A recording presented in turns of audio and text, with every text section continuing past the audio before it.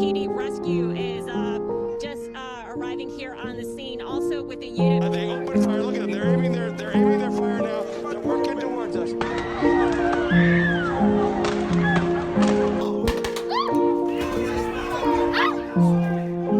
How do you even possibly cover a topic like this? Maybe I shouldn't, and I almost didn't. I had a lot of people saying to me in my inner circle, hey, listen, you probably shouldn't cover that because people will come out and attack you, and people will say you're a horrible piece of shit and you're racist and all these type of things. And I understand where they are coming from, but also, and as a lot of other people said, this is my job to weigh up the different sides of the argument and somehow try to come to a conclusion. Now, in this case, I don't think there is a conclusion that can be met because it is so nuanced. There are so many different arguments and so many different sides of the story. It is impossible to run one line of thinking and come to a conclusion.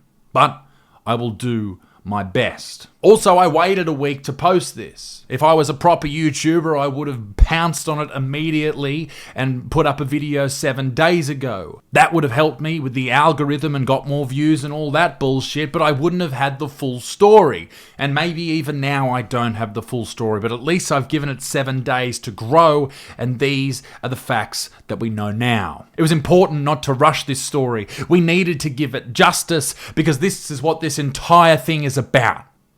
Justice. This started on the 25th of May 2020 when the police in Minneapolis were called to a location, East 38th Street and Chicago Avenue. They were called there around 8 p.m. They had an interaction with a man by the name of George Floyd. After this interaction, they took him across the road to their patrol car. A struggle then ensued and George Floyd was pinned to the ground by several officers, including Derek Chauvin, who for some reason had his knee deeply embedded into George Floyd's neck. Now, in jiu-jitsu, there's a position called knee on belly, and basically what that is when you're on top of someone and you drive your knee and all your weight into their belly. Now, this is a very uncomfortable position. People try to push it off, and that's when you have access to grab other arms, other limbs, and do other moves, because it is so uncomfortable. This is what this Derek Chauvin was doing to George Floyd's neck. He was putting as much pressure as possible on something, and I'm no medical expert, I think we very much know that, but from what I know about the neck, it is rather important for things like, blood flow to the brain and for taking in oxygen as well, which leads us to George Floyd's last words and words that he muttered consistently throughout this 8.5-minute debacle: "I can't breathe." Now, I will say this: police everywhere in the world have an impossible job. They are constantly facing threats, particularly in America, where every single car you go to pull over, every interaction, someone could have a gun, a semi-automatic weapon or an automatic weapon, and they could take you down. That is a serious problem. Imagine going to work every single day with the threat of death right there for you. That is terrifying. But it's also what they signed up for. And the police that were involved in the situation, the 4 cops, including Derek Chauvin, have been since arrested and charged, and rightfully so. The issue at hand was not assessed correctly by the police officers. Someone should have said something. Although I will say this, from what I can deduce from watching hours of police TV, like Cops and all that shit, if you are a police officer and you go into a situation where you don't know who's armed and you don't know what's going on, you usually back the other officers around you. They are the ones that you know that you can trust because you're a part of the same organization. And perhaps this is what happened here. I know one of the officers was only on the job for 4 days. Now, does he deserve to be charged because he didn't do anything to avoid the unnecessary death of George Floyd? Possibly. But also, if you're 4 days onto a job, it's a tough thing to bring up when you've got other people outranking you. Like, that's not an excuse for this dude at all. I'm just saying that it's a very tough situation to work out who is directly at fault here. I've also seen the maneuver where the police officer will drop their knee into the back of a downed adversary. Now, it's not usually in the neck. That's quite obvious, and I don't know if that is the way that you are trained to do that, but I would assume if you're going to pin someone down, you put their knee into the back of their back or their upper back rather than their neck. I mean, I don't know what you're trying to stop there. Are you trying to stop their head from moving? If you're trying to stop them from getting up, you just drop it into their back, which is much safer. Regardless, after a few minutes, George Floyd slipped into unconsciousness. The crowd that's forming now reacts to the situation. Unrest ensues. One of the police officers checks for a pulse, finds none, and then calls for an ambulance. Now, at this point, something absolutely incredibly just madness ensues where Derek Chauvin, the main dude at this crisis, doesn't take his knee off the dude's neck when he is unconscious. It is just unimaginable to me that you would have someone beneath you who is unconscious and you do not let the pressure off his vital airway or the vital blood flow to the neck. But also, I don't know what it's like being a cop. That's the thing here. I'd love to know from police officers what you think about the situation in the comment sections below. Remain anonymous and all that type of business, but I just want to know what you think about this whole situation. The ambulance then arrives, and then 8.5 minutes after Derek Chauvin's knee was impressed upon George Floyd's neck and blood flow was halted, stopped, he was taken by ambulance, and then an hour later he was declared dead because the police were called over an alleged counterfeit $20 bill. A $20 bill. That's what started all of this. The first thing they teach you in the police academy when you do DTs is like, if you get someone on the ground, you got them in handcuffs, if you need to hold them down, they're acting a fool, it's cool to put your knee on their shoulder, lower back, hold them down like that. Sometimes the knee might slip onto the neck, but you don't keep it there. That's how you kill somebody in custody and suffer a lawsuit, and then you have riots. After enormous publicity and virality online, all of the officers were arrested, charged, and Derek Chauvin, the dude at the center of this scandal, was charged first with third-degree murder and now with second-degree murder. Now, second-degree murder meaning a murder that is committed without premeditation but with some intent. The death of Floyd was absolutely horrible. It should not have happened at all. It was gross misconduct upon the police. Then it was very similar to the 2014 death of Eric Gardner. Now, if you don't remember that, he was choked by the police and died from compression of the neck in a chokehold, compression of the chest, and prone positioning during physical restraint by the police. Why? Because Eric Gardner was selling cigarettes without tax stamps. Now, I know that police officers have to restrain people at certain times. I've seen fucking idiots dealing with the police. Fucking absolute turds that need to be taken down. But where do you draw the line?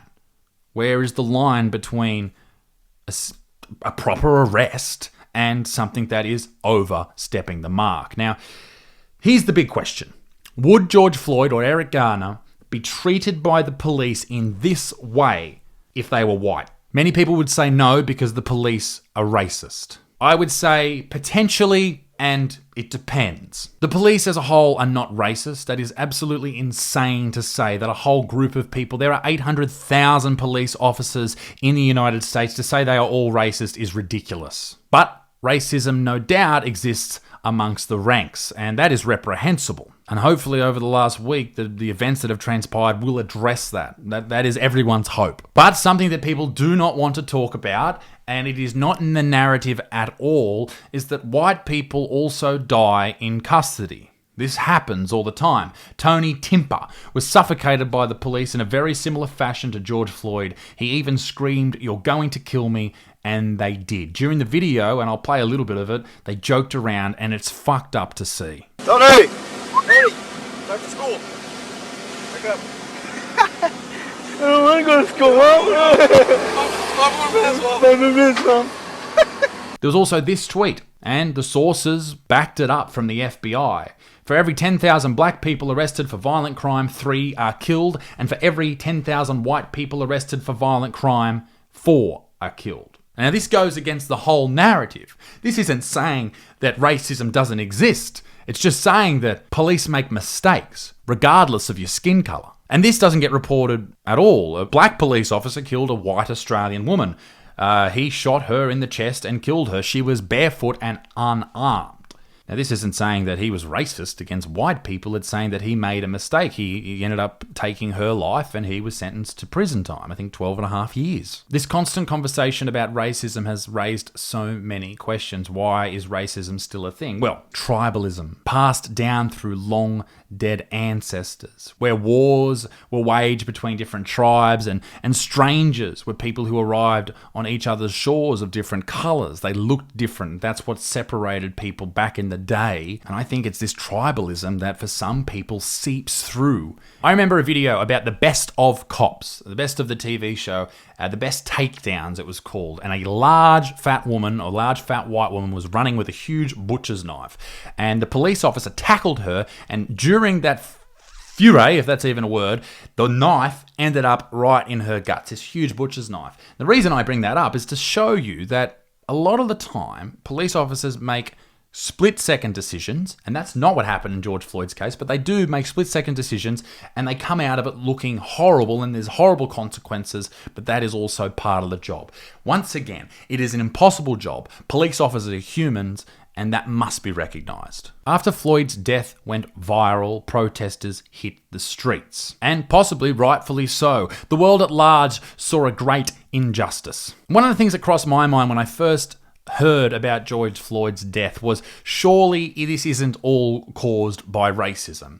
And that may be a mistake on my part. For me, I don't have this thought about, okay, this guy is a black guy or an Asian guy or whatever, and I must treat him differently or her differently. I don't have that within myself. But for me to think that other people don't have that is just silly. It is just not real. And I also came to the conclusion that perhaps I am like that more and more because of the social justice we have seen in the past few years. With so many people coming out and suggesting that racism is around every single corner, and so is sexism and all that type of business that the social justice warriors push in this boy who cried wolf scenario, when that happens so much, all of a sudden, when real racism is staring you in the face, you refuse to look at it. And that is something that we must be very, very careful of, that we don't go down that slippery slope. Having introspection on your own thoughts and beliefs is so fucking important. You need to constantly address what you believe and what you see and educate yourself on different matters. For over a week now in America, the streets have been flooded with people sick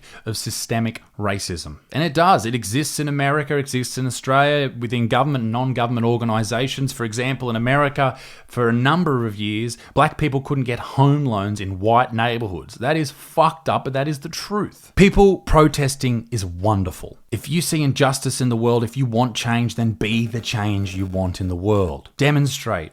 Be vocal. Change the bad ideas with the most powerful weapon that you have. But that's not what we're seeing. We constantly see these peaceful protests turn into these violent rallies, these violent riots that are rife throughout the streets in America right now. These riots have turned cities that were only a few days ago socially distanced metropolises into war zones. Now, is this the fault of the Black Lives Matter movement? A lot of people have been saying yes, but I don't know if it is, because a lot of these provocateurs in the protests that have turned them into riots have actually been white people. Now, these white people have been seen wearing masks, hiding themselves, and a lot of them come from groups like Antifa. Now, Antifa is now a terrorist organisation, which I think is a great thing. And you might think to yourself, hang on, Antifa means anti-fascist. Well, they have moved the goalpost on what happens to be fascist. Anyone who disagrees with anything that Antifa says is now a fascist, and that is a slippery fucking slope. Now, these guys have been walking into these protests. We've seen guys breaking up concrete on the side of the road, throwing rocks, Molotov cocktails, full-on shit, all right? And that is why they have been declared a terrorist group, because they're not good people, they are violent people. At the end of the day, violence solves absolutely nothing. These protests for equality, based on the amount of melanin that is contained within your skin cells, will now be forever remembered for its widespread, malevolent violence. Violence is evil. Violence is a recipe for segregation and destruction at our social core. In fact, it was Martin Luther King, and people have been quoting him for the last week non-stop, but he also said this: the ultimate weakness of violence is that it is a descending spiral, begetting the very thing it seeks to destroy. Instead of diminishing evil, it multiplies it. Through violence, you may murder the liar, but you cannot murder the lie, nor establish the truth. Through violence, you murder the hater, but you do not murder hate. In fact, violence merely increases hate. Returning violence for violence multiplies violence, adding deeper darkness to a night already devoid of stars. Darkness cannot drive out darkness. Only light can do that. Hate cannot drive out hate. Only love can do that. And I think that's what we need here. We need a lot more love, because we've seen so many people bashed, attacked, run over, mauled, ambushed, pepper sprayed, pushed, bombarded, struck, assaulted, and murdered from this. People are dying, and they are being just having their lives ruined because of all of this, whether it's financially or physically. Buildings defaced, buildings smashed to pieces, police stations reduced to ash, cars written off, shopping centres looted, which is nothing short of theft. This whole looting shit is ridiculous. People benefiting from a crisis with new shoes is disgusting. To put it plainly, fighting racism with copping a brand new Louis Vuitton fucking bum bag is gross. One of the grossest things that I saw out of all of this is YouTuber Jake Paul looting, going around smashing a car, running around with a fucking bottle of vodka, being an absolute turd. Now let's just take a quick breath for a second and have a bit of a laugh, because we've got here the second grossest thing that I've seen was a TikToker comparing veganism to the Black Lives Matter movement, and Philip DeFranco covered it perfectly. This is absolutely fucking amazing. I feel like this needs to be said, and I really wish more people would connect these two dots, but Black Lives Matter and animal lives matter. Literally all sentient beings on this planet deserve a life free from fear. So stop killing black people and stop killing animals. Could you imagine being that retarded? Well, if you can't, then imagine these poor little white ladies who have been trying to show their virtue signaling by following the Black Lives Matter movement, and someone has trolled them on 4chan, convincing them to shave their fucking heads to support the movement. Absolutely amazing. Social media's reaction to all of this has been both ridiculous and important. We have seen images from everything from togetherness to white people bowing to black people in some weird religion, to showing off police brutality, to the brutality from the black, white, and every protester in between. Some have been throwing Molotov cocktails, which is just insanity.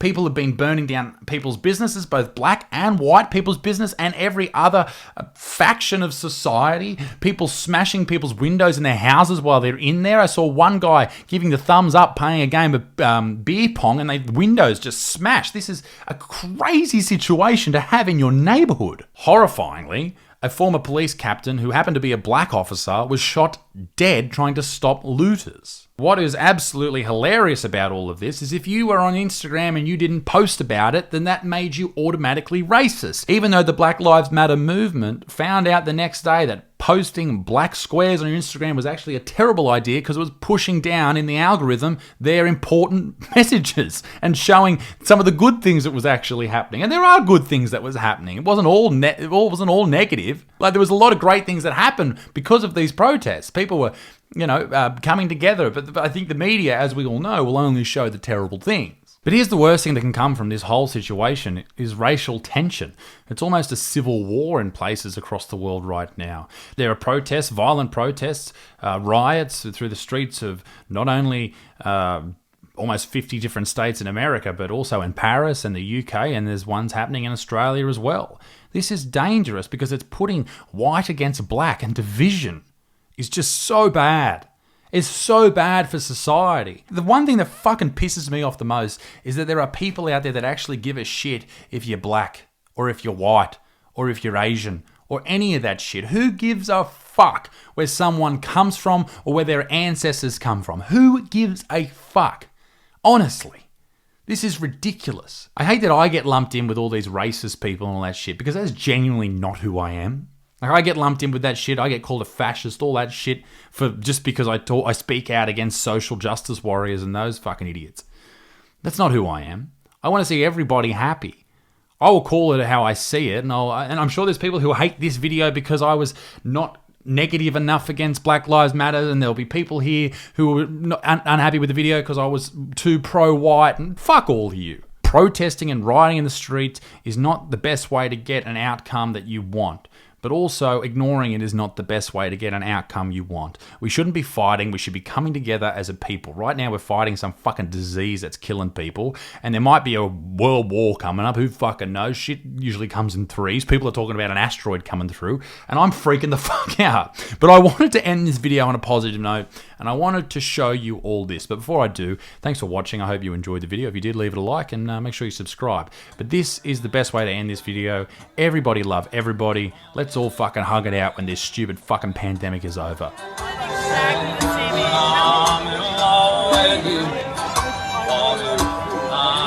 I'm